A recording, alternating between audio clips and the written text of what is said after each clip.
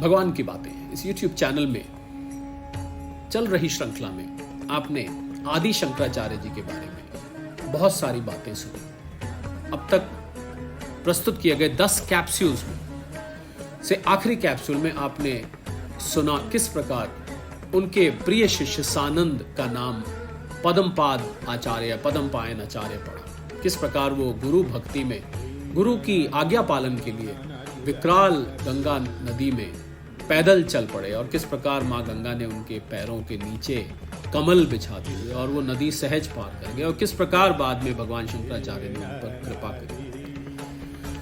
आइए और आगे देखते हैं फिर क्या होता है।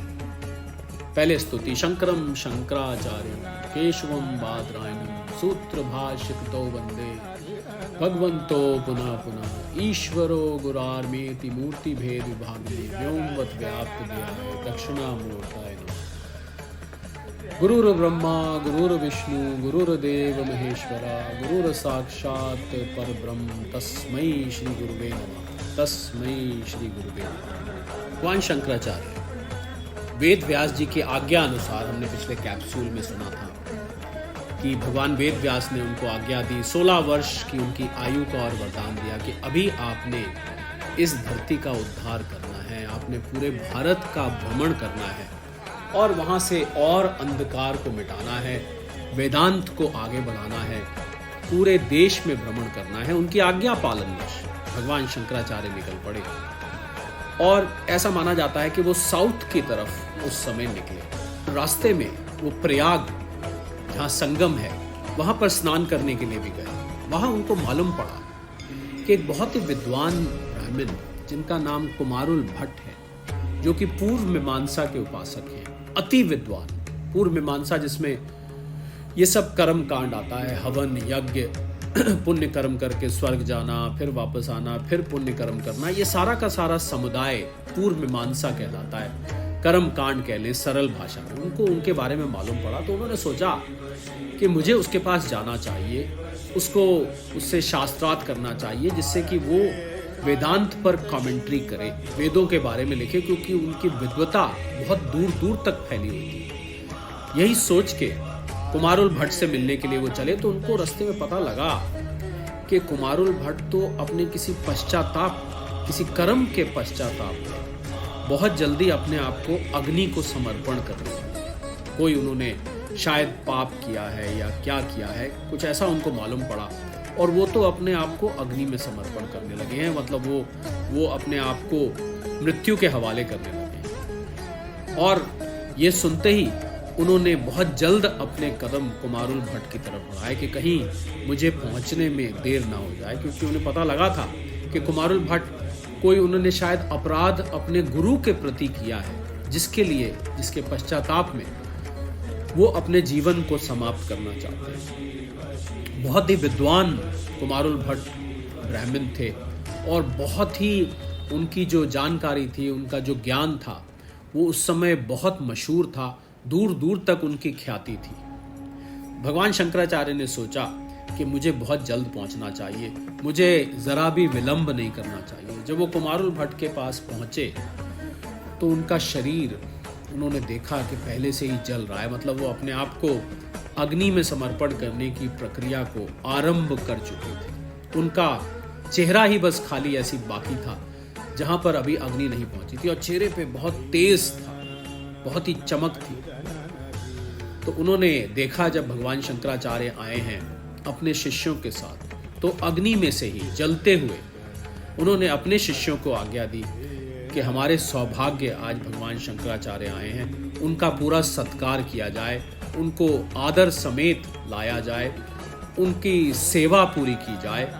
ये उन्होंने अग्नि में बैठे बैठे ही कहा, क्योंकि वो कभी भगवान शंकराचार्य से मिले नहीं थे, पर उन्होंने भगवान शंकराचार्य के बारे में बहुत सुना था, उनकी जो शिक्षा थी उनके बारे में सुना था, उन्होंने जो कमेंट्री लिखी थी उसके बारे में सुना था, बहुत कुछ उन्होंने सुना था। तो आज उनको दर्शन करने को मिले, पर दुर्भाग्यवश ऐसे समय जब उनका शरीर जल रहा था, केवल चेहरा बाहर था, फिर भी उन्होंने उनका आदर सत्कार स्वागत किया और उनको वो अपनी कमेंट्री दिखाना चाहते थे। भगवान शंकराचार्य ने और उनका शरीर तो अग्नि से ओतप्रोत था, फिर भी उन्होंने देखा।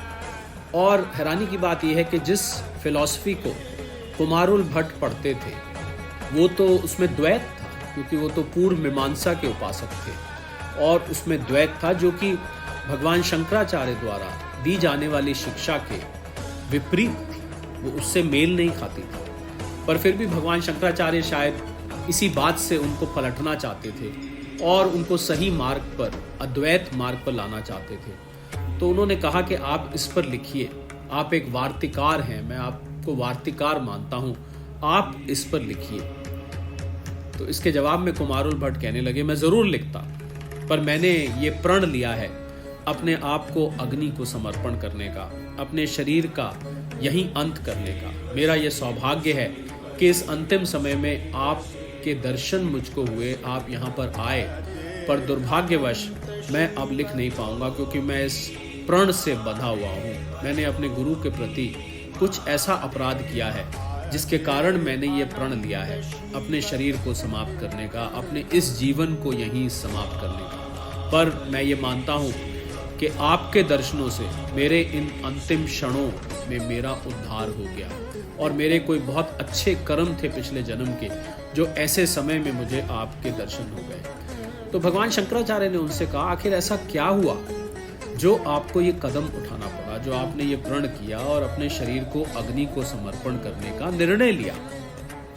इसके जवाब में कुमारुल भट्ट बोले, वहीं ये सब वार्तालाप तभी हो रहा है जब उनका शरीर जल रहा है, भगवान शंकराचार्य सामने खड़े हैं, केवल चेहरा बाकी है, धीरे धीरे करके शरीर जल रहा है। कुमारुल भट्ट बोले, मैंने अपने गुरु के प्रति द्रोह किया है। तो भगवान शंकराचार्य जी जानना चाहते थे कि क्या वो द्रोह किया है, कौन सा ऐसा पाप किया है जिसकी सज़ा वो अपने आप को देना चाहते हैं। तो उन्होंने बताया कि वो कुछ बुद्धिस्ट, हम ये इस समय जान ले कि बुद्धिज़्म भगवान बुद्ध का एस्टैब्लिश किया हुआ है, पर कुछ बुद्धिस्ट नास्तिकवाद में चले गए बीच में, जिसके कारण से उन्होंने कुछ और ही सिद्धांत निकाल लिए।